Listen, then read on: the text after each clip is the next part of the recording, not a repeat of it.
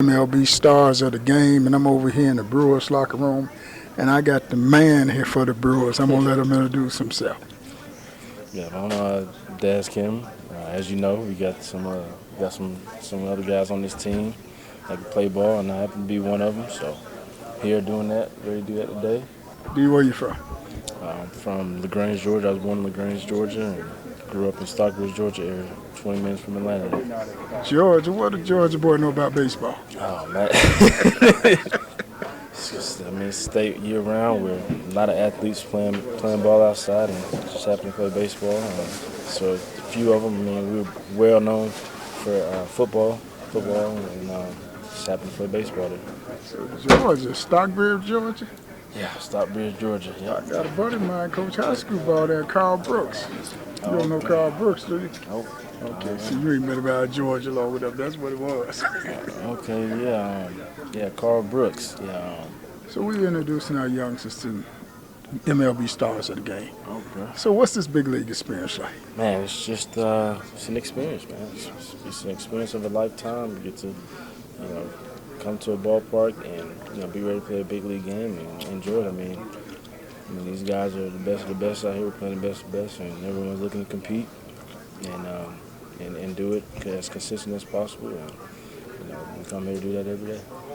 Guys think you guys get drafted, y'all in the big leagues the next day. They don't send the dues you got to pay to get here.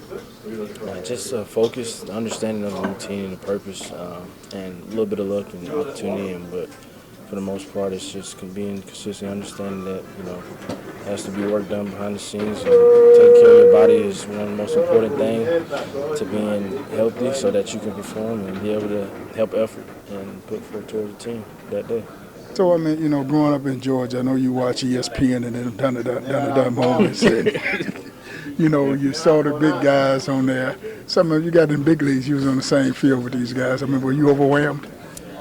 Yeah, just not necessarily. Just being able to be a part of a positive done it. When the play is made, ESPN is, broadcasting the show, man, is always part, a cool thing to see on TV, but for the most part, everyone's looking to continue playing and hopefully, make the ESPN top 60 or top 10, top 100, every once in a while. But, it's kind of where the game goes, being able to realize that and say, okay, you have a chance to be on TV, keep playing. The game's broadcasted, everyone's around, making the game bright, as much as possible. Fans will watch, so it's another thing that makes it exciting.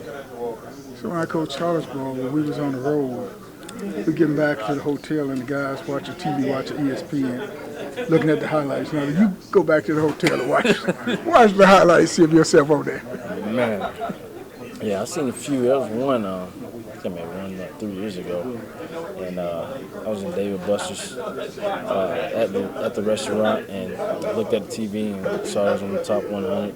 It was just cool to see, to be able to experience seeing myself on TV. It was cool, but actually doing the game is even more fun experience with the fans around. Just when you make a play that's a highlight of the game, so you always kind of cherish it and then move on to the next inning, next situation, next of the game. But it's cool part about playing this game.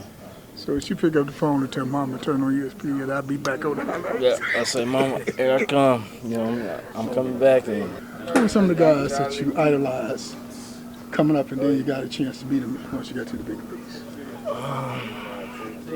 Me, I definitely have to say Miguel Cabrera. Miguel Cabrera was one guy that everyone wants to see.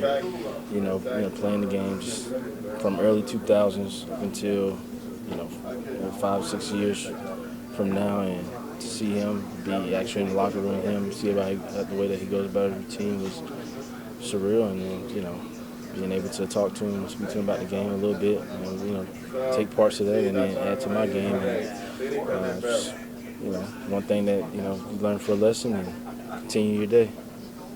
Who was your first major league hit against? I think it was Lucas Giolito.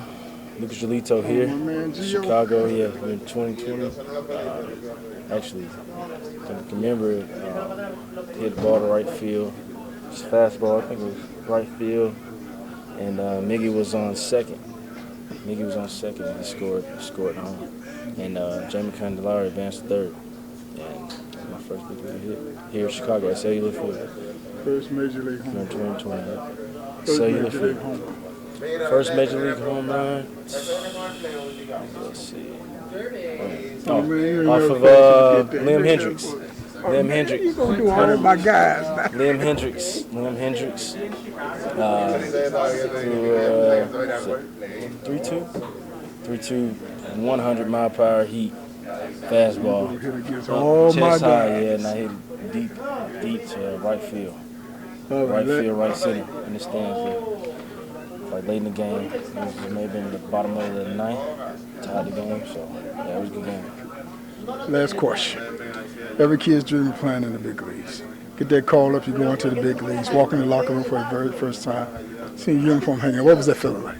Just to know that, man. I mean, obviously, a lot of these guys get caught up, and to know that you belong, you earn your right, to be up here. And from here, it's just continue, to play for the team that's here, and invest and put as much time as you can as possible to prepare for a game to win that day. But when you're up here, nothing's the same. I mean, you've earned the right to be up here, and when you put the work in before that to be here, man, it's the special part about it. But I think that obviously the mentality is that once you get here, it's like everyone is looking to win for the day, and whatever information that we can give and put forth towards the day to win is something that everyone does here. So, Did you cry?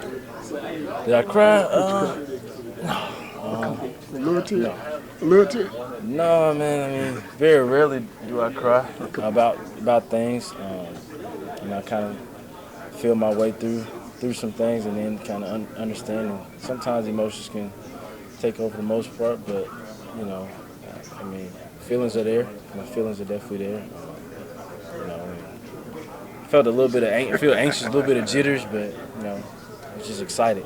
There's so many emotions that I was feeling at once. So I was excited. I was happy. I was relieved. Yeah, I felt like a euphoria feeling. But it's a great feeling. But being quiet. Coach with the man on the road. Appreciate it.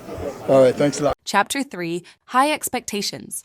Coaching brings with it a myriad of experiences, some uplifting and others challenging. One particular journey stands out. A player who initially thanked me for the opportunity turned into another who tragically blamed me for his not being drafted. His questions rang with intensity. Why didn't you get me drafted? Did you think I was good enough? You got drafted, but not me. Why? As I listened, it became clear he was grappling with profound disappointment. I later learned that the pain of not being drafted led him to a mental breakdown, a spiral into addiction, and feelings of alienation from his parents. He believed they saw him as their meal ticket and now as a failure. Many more true stories are in the book Order Your Copy today, thediaryofacoach.com. That's thediaryofacoach.com. The book is ready, and you can order it online today.